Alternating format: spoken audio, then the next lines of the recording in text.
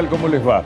Los estoy saludando con la cámara de Leandro Raimondi, desde mi casa, en tiempos de cuarentena, por supuesto. Me gustaría mucho hablarles de la vacuna que hace un ratito nada más se supo están haciendo los chinos, que se suma a otra y que seguramente habrá más, con lo cual crece la esperanza. Y sería muy lindo desarrollar la columna en función de esa expectativa favorable que ambienta el hecho de que los científicos en todo el mundo estén lanzados a una carrera de la cual los destinatarios somos nosotros. Pero la vacuna va a tener que esperar. Lo bueno tiene que esperar, lamentablemente, frente a lo malo, frente a lo que, por ejemplo, ayer ocurrió en Buenos Aires y en algunas otras ciudades, con miles o cientos de manifestantes, 10, 12 mil, la cantidad que fuera, no importa demasiado, pero sí en un estado de frenesí, de locura, de rabia, de bronca, de furia, que uno no puede comprender, porque la Argentina no está atravesando por una situación que amerite ese tipo de comportamientos. Hemos llegado a tener gente estrafalaria o gente que se ha manifestado de una manera muy extraña, pero también gente muy violenta. Hubo violencia una vez más, y la máxima se expresó como violencia oral en la ciudad de Córdoba, y allí, aprovechando los micrófonos fáciles en ese sentido, cuando se convoca a la alteración del orden de TN, alteración del orden si es un orden establecido por un gobierno que a ellos no les gusta, apareció este personaje del que ahora parece que se va a ocupar la justicia, ya van a ver. La última vez que tenemos que manifestarnos pacíficamente. Debemos revolucionar el país. Debemos levantarnos contra estos simios, hijos de puta, que nos han robado 70 años de nuestra vida. De los abuelos, de los bisabuelos, de nuestros hijos, de nuestros nietos. Es la última vez que lo hacemos. La próxima la van a tener que probar con sangre. Es la última vez que lo hacemos. La próxima la van a tener que probar con sangre. Es para preguntarse qué le han hecho a esta persona. ¿Cómo llegó a tener tanto daño por dentro? Daño en lo espiritual y también, evidentemente, en lo mental. A esto se llega. Ese tipo de convocatorias armadas por La Nación, secundado, en este caso secundado por Clarín, por algunos sectores del PRO, los que se animan a dar la cara, porque en realidad todos participaron, todos han sido cómplices de ayer. En la medida en que no fue demasiado exitosa, algunos dicen yo no tengo nada que ver, pero otros creyendo que sí, porque estuvieron en el fragor, como Patricia Bullrich dice, esto lo hicimos nosotros. Y se siente orgullosa de eso, que termina con comportamientos como este. A ese ciudadano cordobés le salió al cruce un fiscal que se llama Raúl Garzón, que se va a ocupar del tema, por lo menos en primera instancia, entendiendo que ahí puede estar configurado un delito. Se lleva adelante una investigación tendiente a individualizar a una persona que ha expresado ante los medios de prensa términos que indudablemente son configurativos de un hecho delictivo, y que adquieren particular gravedad dado el efecto que puede tener y la connotación de violencia que puede tener con lo que son estas protestas y marchas multitudinarias que desde luego se pretenden no solamente evitar y mantener en el camino, digamos, del orden y de la paz que siempre deben conducirse. Es aliviador que alguien se ocupe, que se dé cuenta de cuál es su responsabilidad también. A veces los fiscales, si políticamente la situación no les conviene, miran para otro lado. Bueno, aquí tenemos a alguien que se ha ocupado del tema y que nos da por lo menos el alivio de saber que una persona que se comporta así no va a quedar impune. Por supuesto, el que queda impune es el canal que va a buscar ese tipo de declaraciones, esa forma violenta. Va a haber sangre, no se puede vivir en este país. Esto es un verdadero desastre. Este es un gobierno que atropella, un gobierno que no respeta nada. Y pocas veces se ha visto un gobierno tan respetuoso. La verdad es que es exactamente al revés de lo que están diciendo. Más, algunos adherentes a este gobierno a veces se sienten un poco cansados de tanto respeto que se le tiene a este tipo de acciones, como las que despliegan violentamente los medios de comunicación y los partidos políticos que están a cargo de esos medios de comunicación.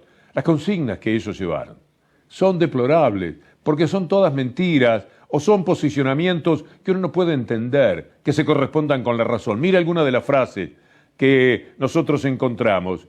CDS es la cura al virus. Los gobiernos lo prohíben, como diciendo no nos dan la libertad. Mira esta otra. Aguante Google. Usted sabe por qué lo hacen. Aquello de Clarín armado con la sistemática campaña y que tomó Google contra Cristina Fernández de Kirchner. Patriarcado Unido Argentino. ¿Qué querrán decir? ¿Qué significará eso? Todos nosotros tomamos dióxido de cloro y estamos vivos. Siempre apoyando al rico, al poderoso. Vayan a apoyar a los médicos que se están muriendo trabajando. Ya se fabricó la vacuna. Y ustedes siempre apoyando a los poderosos, a los ojeros, a Vicentín, nunca a los trabajadores. Vayan a colaborar a un hospital, a un comedor. Respeten a los médicos que se están muriendo. Pero le habla a gente de derecha, que no va a entender nada, y que se parece en todo el mundo. ¿Usted cree que hay diferencia entre los republicanos y el pro-republicano de la Argentina? ¿O con Vox en España?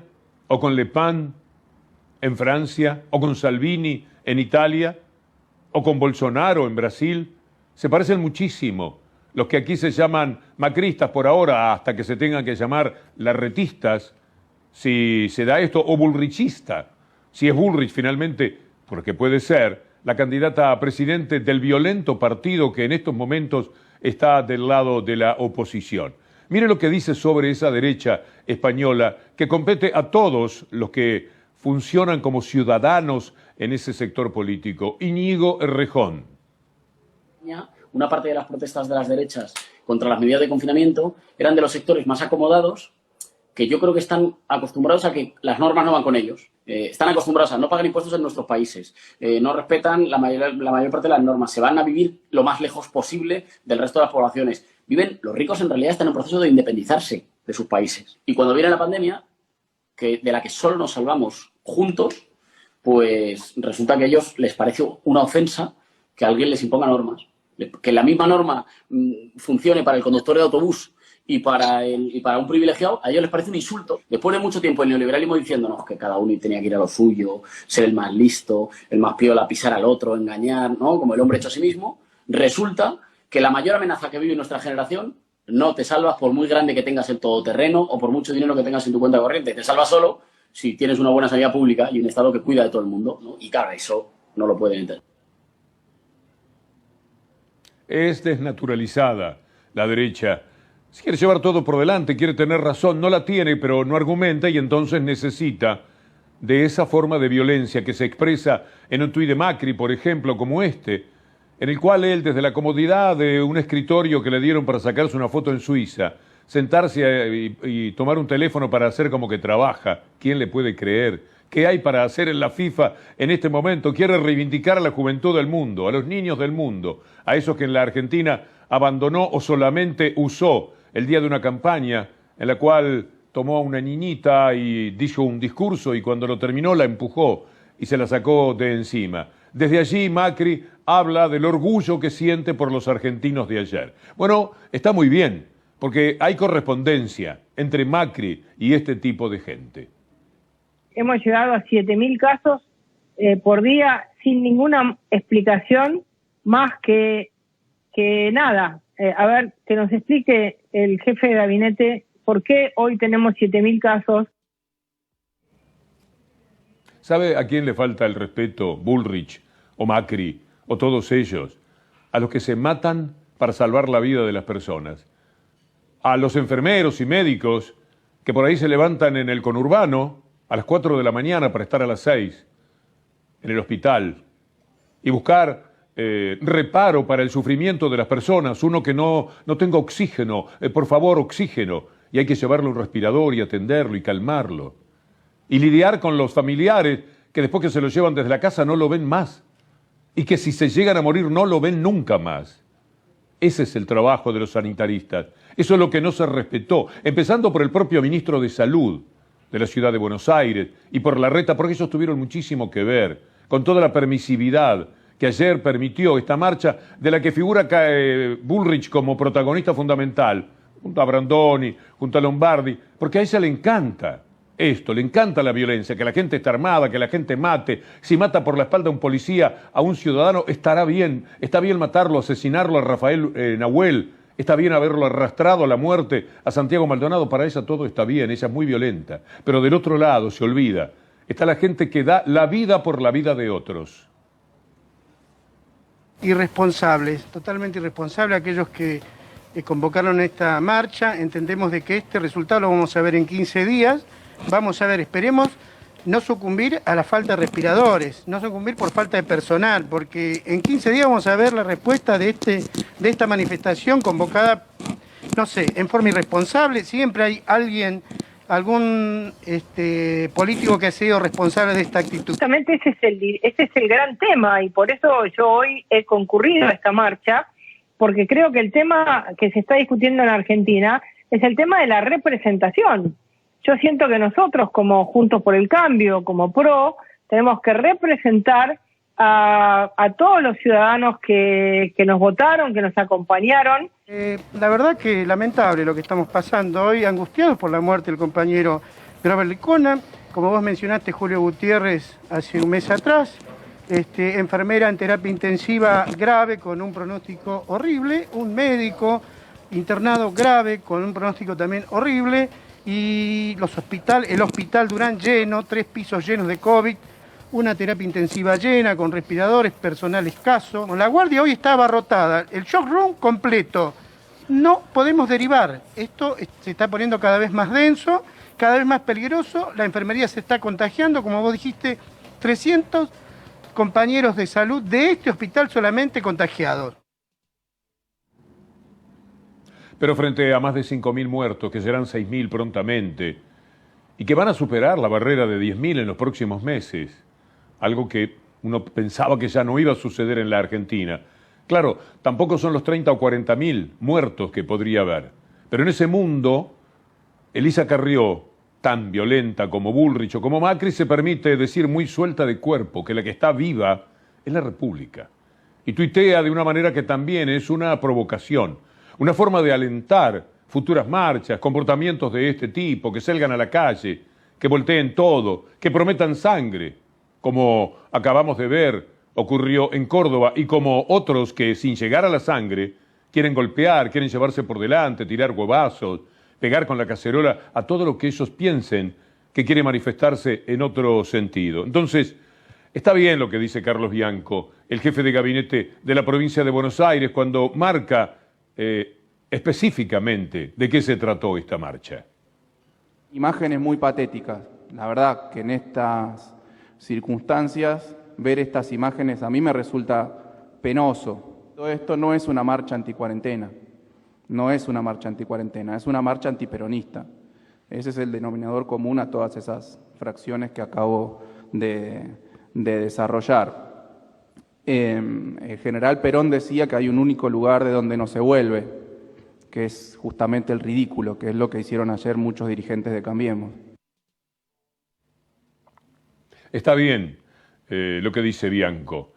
Como señalaba hoy nuestro colega Fernando Borroni, es la misma gente siempre, desde el 55 para aquí.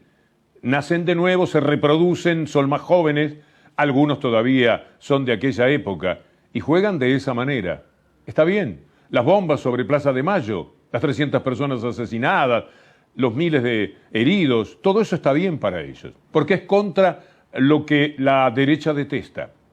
El peronismo, el kirchnerismo, la izquierda, los que piden igualdad, los que reclaman justicia, toda esa gente les parece que no entienden su naturaleza, que no saben para qué están en el mundo. ¿Por qué tienen que discutir con esa gente, ellos que lo tienen todo absolutamente? Y así se comportan. Pero le voy a decir algo gracioso, para que la indignación no nos arrastre demasiado en la columna y a ustedes como telespectadores. Lautaro Maislin, impagable, se puso a educar a una ciudadana. Es decir, la encuentra gritando cualquier cosa y le dice que eso no, que es otra cosa lo que tiene que gritar. Mire, a mí me provocó mucha gracia cuando pude ver este material. Me imagino que a ustedes también. No queremos reforma de la Constitución. ¿Reforma de la Constitución, dijo? Sí. No, reforma de la Constitución, no. Reforma de lo que se está por reformar. ¿Sí? Está en contra de la reforma judicial. La reforma judicial. Ah, no de la Constitución. No queremos reforma judicial Ahora de sí. ninguna índole. Lautaro diciéndole por lo menos grite algo que se parezca, aunque no tenga ningún viso de realidad. Entonces la mujer estaba gritando cualquier cosa contra la reforma de la Constitución, ella no sabe, no entiende por qué estaba allí. Entonces le sopla a Lautaro, le ayuda, mire, no, es contra otra cosa. Cuando la mujer toma la letra, entonces se envalentona de nuevo y grita, ahora sí, contra la reforma judicial. Es una marcha, como dice Aníbal Fernández, para estudiarla con los psiquiatras. Que hay una manifestación, una exposición por parte del pueblo y que se hace ver de alguna manera, hay que prestar atención, siempre. Puede pasar cosas como estas, en donde uno encuentra una cantidad muy importante y puede pasar que una discusión o una representación o reclamo por parte de 20 personas tengan un montón de contenido. Puede pasar de todo. Yo he tratado de ver qué es lo que se puede sacar como denominador común y estamos hablando de un discurso esquizofrénico.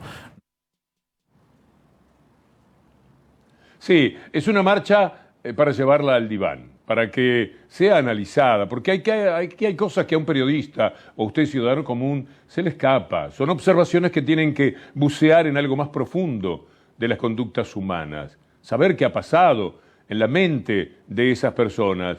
¿Cuál es el motivo de tanto odio dándole vuelta en el corazón, como si el corazón se fuese ennegreciendo? Algo que explique. Entonces, nosotros recurrimos, muchas gracias a Marcos Príncipe por estos materiales, a Jorge Alemán, a Nora Merlín y a Horacio Gárgano. Marchas conjugadas desde el delirio y el odio, no responden a ninguna reivindicación específica u objetiva, tienen un carácter destituyente y lógicamente golpista en el sentido del desconocimiento de la ley y de la democracia. Premisas de la marcha desconocen todas las evidencias que afectan al común de la sociedad y preparan, otra cosa es que lo logren, un tipo de orden autoritario delirante. Están aglutinados por un odio muy trabajado en los años macristas que lo articularon a un fantasma de robo. Esto produjo una paranoia generalizada en una parte de lo social, fundamentada en una omnipotencia muy peligrosa. No escuchan ni a los expertos en salud ni a los compatriotas. Es una forma de terrorismo en sus dos caras. Es sacrificial y es homicida. Fundamentado en una idea de libertad y de cuerpo individual que nada tienen que ver con la salud pública. La Reta podría perfectamente establecer restricciones y límites para este tipo de expresiones, pero no lo va a hacer porque el temor a contrariar el falso sentido común que impone Clarín, que impone La Nación, el temor a contrariar el falso sentido común que impone Clarín.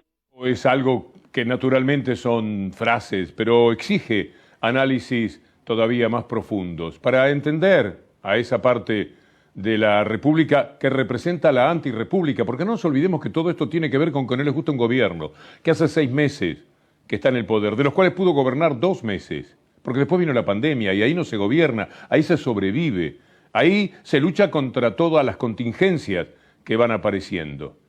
Pero no quieren el resultado, no pueden aceptarlo. La derecha no quiere soltar el poder, porque con el poder político afirman ese poder real, que es el máximo poder, por supuesto, en cualquier nación. Mírelo a Trump ahora recorriendo el camino que les hace transitar a todo presidente latinoamericano, sobre todo de América del Sur, de esos que viven de rodillas frente al patrón del norte. Mire lo que dice Donald Trump, igualito a Macri, mejor dicho, igualito a Trump, diciendo, esto va a ser Venezuela. Mire, para que usted pueda reírse y pueda celebrar lo que aquí ha sucedido toda vez que mencionan a Venezuela como lo peor que le podría pasar a cualquiera.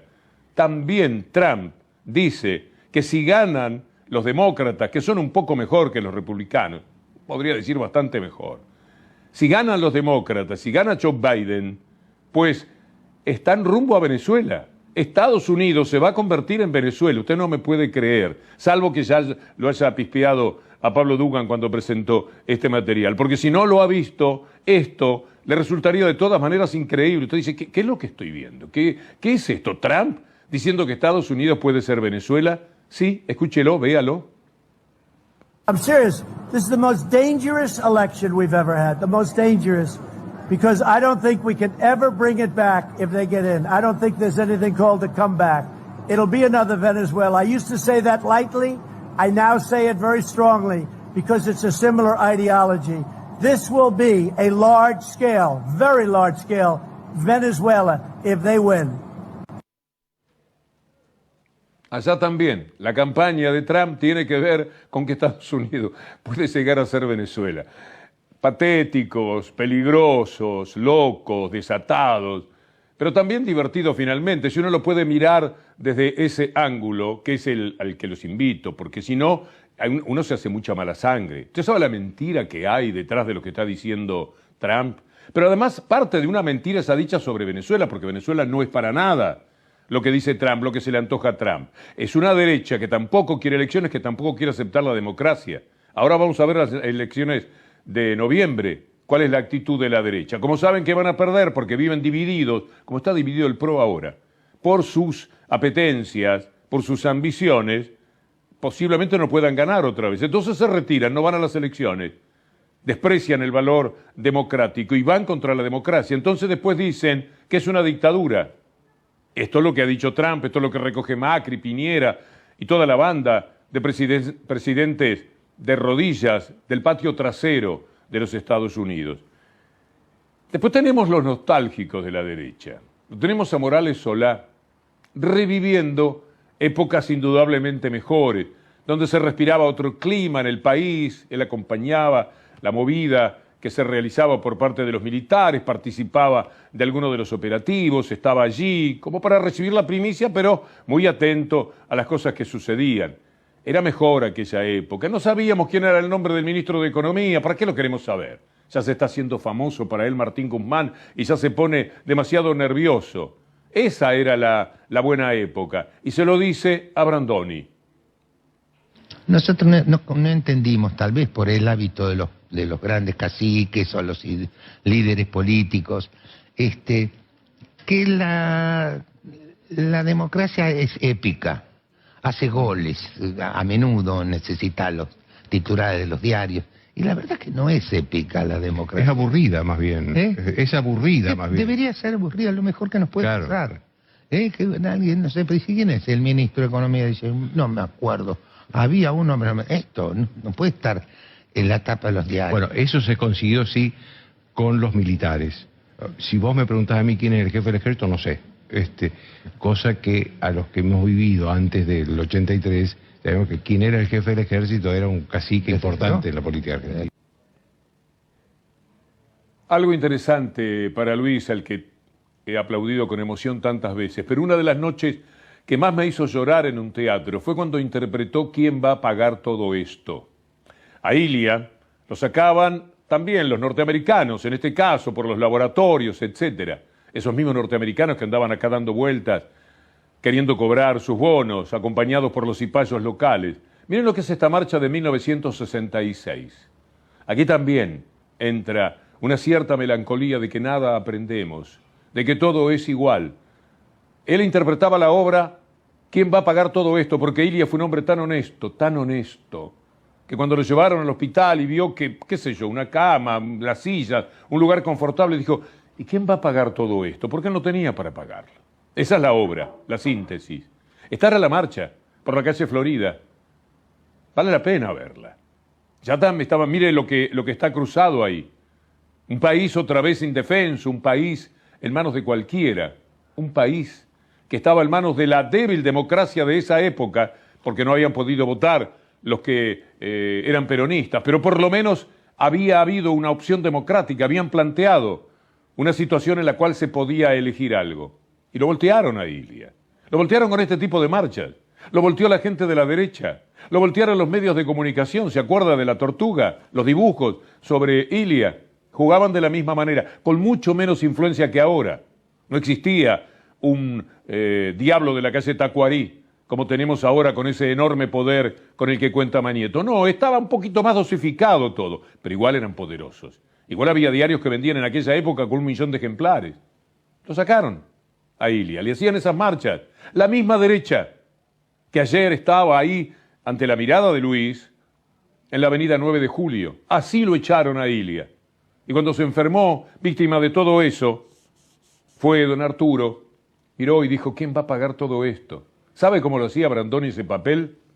Me dan ganas de llorar cuando lo pienso. Creo que fue en el Teatro de la Comedia. Es inolvidable. Qué pena todo esto, ¿no? Qué pena. Y qué preocupación que provoca también saber que hay rebrotes en el mundo. Paula Varela, colega argentina que vive en España, nos contaba hoy esto desde Barcelona. Ahora España se convirtió en el país europeo con más casos por población en los últimos 14 días. Esta pesadilla parece que no tiene final. Madrid, sumado a Barcelona, que forma parte de Cataluña, son como las dos ciudades más complicadas. Hay 16.000 nuevos contagios en toda España. Los jóvenes parecen ser los más perjudicados ahora. Antes eran los ancianos. España, pero también Italia y también Francia vuelven a preocuparse otra vez, miles de contagiados en un rebrote que no se esperaban evidentemente, creían que podían volver a la vida más normal posible. Los rebrotes son ya una realidad en Francia. El país registró su segundo día consecutivo con más de 3.000 casos y parece que las medidas preventivas contra el avance del virus no surten efecto. La situación epidemiológica ha obligado a Italia a cerrar sus bares de ocio nocturno. Un golpe duro a una industria clave en el turismo. Algo similar sucede en España, donde las restricciones han reaparecido ante el aumento de casos, que ya rondan los 3.000 diarios. No es Italia de marzo o de abril, ni siquiera la de mayo. Es la Italia de hoy la que está tomando esas medidas. Es la España de ahora la que se angustia y la se preocupa. Es la Francia en tiempo presente la que ve venir o teme que se venga otro rebrote. Y eso saben muy bien lo que pasa. Están mejor preparados que en otra época, porque a ellos los tomó un poco de sorpresa. Y además, países tomados por el neoliberalismo no estaban preparados absolutamente para nada, como también de alguna forma le pasaba a la Argentina. Esa Argentina que nos duele. Cuando uno ve a los trabajadores del Durán, que veíamos recién, o a los del Hospital Posadas y de tantos otros, o ve a una médica jujeña desesperada, porque ya la situación está fuera de madre. Lo que se está viviendo acá, lo que mucha gente no sabe.